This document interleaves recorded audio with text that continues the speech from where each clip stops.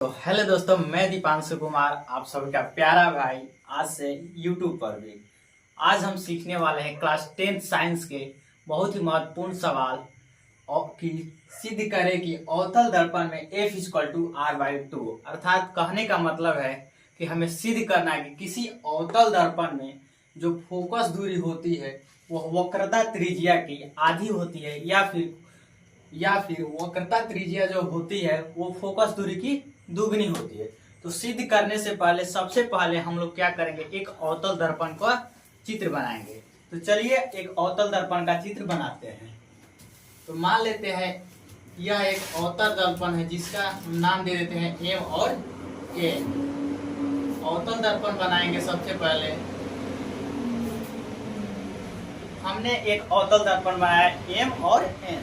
अवतल दर्पण में हमें इसके एकदम बीचों बीच मुख्य अक्ष का निर्माण करेंगे। हम लोग जानते हैं कि इसके बीचों बीच जो होता है इसे P यानी ध्रुव कहते हैं। और यहाँ पर F होता है और नाम ये C वक्रता केंद्र हो गया।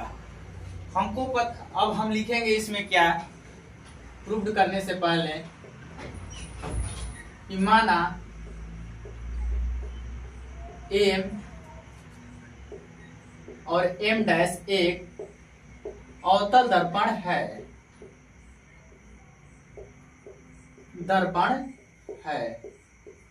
अब अवतल दर्पण है जिसमें क्या होगा कि अब इसके समानांतर एक हम किरण लेंगे और हम जानते हैं कि किरण जब भी समानांतर लिया जाता है तो वो अवतल दर्पण से टकराने के बाद हमेशा F से होकर गुजरेगी। अवतल दर्पण के समानांतर आती हुई किरण कहां से गुजरेगी, तो फोकस से होकर गुजरेगी। तो माना M तथा M' एक अवतल दर्पण है जिसमें, अब नीचे लाइन से लिखेंगे कि जिसमें इसका नाम दे रहे हैं किरण का A और B, जिसमें AB अवतल दर्पण के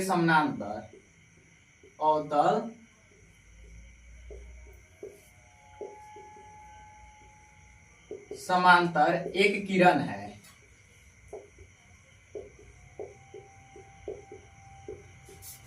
जो जब अवतल दर्पण के समानांतर AB किरण आ रही है तो टकराने के बाद कहां से जा रही है, तो F से। तो लिखेंगे जो परावर्तन के बाद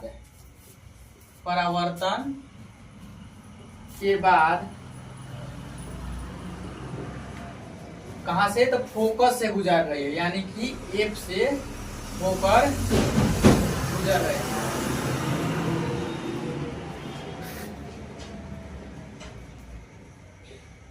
बस इतना ही हम लोगों को लिखना है।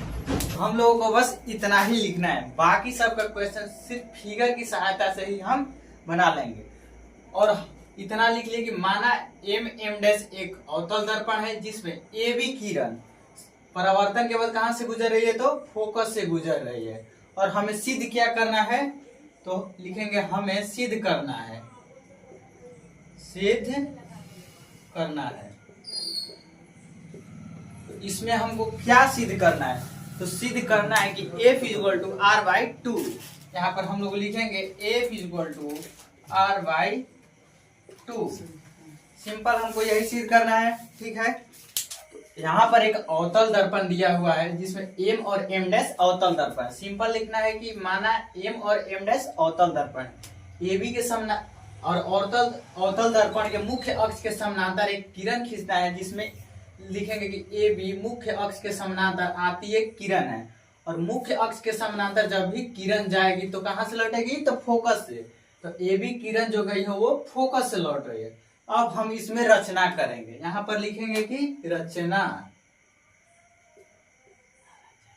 तो रचना क्या करेंगे, तो C से लेकर के B तक एक लंब खींचेंगे। तो हम यहाँ पर C से कहां तक, B पर एक लंब खींचेंगे। तो यहाँ पर लिखेंगे CB, लंब कहां पर है, तो AB पर। परावर्तन के नियम से कि जो एंगल I होता है वो एंगल R के बराबर होता है। तो हम क्या लिखेंगे इसमें, एंगल I = एंगल R। कैसे, तो परावर्तन के नियम से।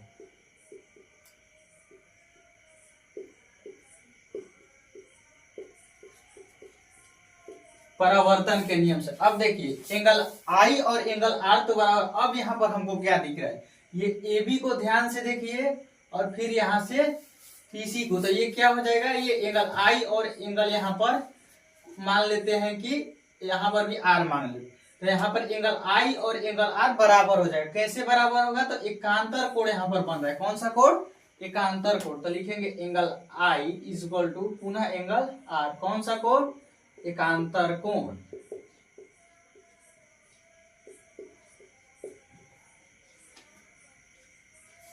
इतना हम लोग लिख लिए। तो अब क्या देख रहे हैं हम लोग कि त्रिभुज बी सी एफ में, किस में देखेंगे, त्रिभुज बी सी एफ लिखेंगे यहाँ पर, त्रिभुज बी सी एफ में, बी सी एफ में हम क्या देख रहे हैं, तो जो एंगल सी यहाँ पर एंगल आर है, एंगल आर के बराबर है, बिकॉज एंगल आई जो है आर के बराबर है और ये एंगल आई इस आर के बराबर है।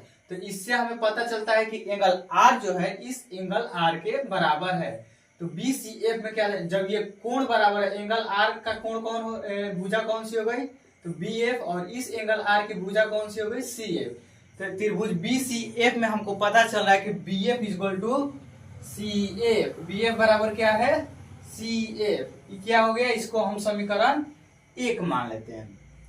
जब इसको समीकरण 1 मान लिया, अब क्या देखेंगे हम कि जो ये बी बिंदु है अगर पी के निकट रहता तो क्या होता, हम इसको मान लेते हैं। ठीक, बी की दूरी को धीरे धीरे घटाएंगे तो क्या होगा, एक समय ऐसा आएगा कि ये बी बिंदु पी के काफी निकट आ जाएगा। तो इसको लिखेंगे क्या कि जब बिंदु बी पी के काफी निकट होगा,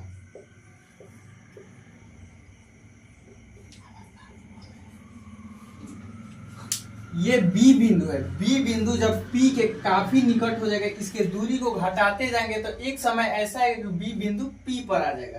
तो यही बात को हमें लिख देना है कि जब बिंदु बी पी के काफी निकट होगा तो कहां पर होगा, तो पी पर होगा, पी पर होगा। अर्थात कहने का मतलब है कि अगर ये बी पी के काफी निकट, धीरे धीरे इसकी दूरी को हम कम करते जाए तो ये कहां पर आ जाएगा, पी पर आ जाएगा। और जब बी पी पर आ जाएगा तो ये वाला बी एफ किसके बराबर हो जाएगा, तो पी एफ के बराबर हो जाएगा। बी एफ किसके बराबर हो जाएगा, पी एफ के। ठीक है, तो हमने क्या देखा, जब बी जो होगा पी के अगर निकट आएगा तो बी बिंदु पी पर आ जाएगा। जब बी पी पर आ जाएगा तो क्या हो जाएगी, ये यहाँ से बी से लेकर एफ तक और पी से लेकर एफ तक, ये दोनों क्या हो जाएंगे, बराबर हो जाएंगे। तो लिखेंगे यहाँ पर बी एफ बराबर पी एफ। ये हो गया समीकरण 2। अब हमको क्या पता था समीकरण 1 और 2 में, समीकरण 1 क्या था, तो समीकरण 1 था कि C F is equal to B F था। तो समीकरण 1 हम यहाँ ऊपर लिख रहे हैं कि C F is equal to P F. इस समीकरण 1 हमको ज्ञात हुआ था। लिखने के बाद हमको पहले समीकरण 1 प्राप्त हुआ था कि C F is equal to P F. अब समीकरण प्राप्त हुआ कि B F is equal to क्या है, पी एफ।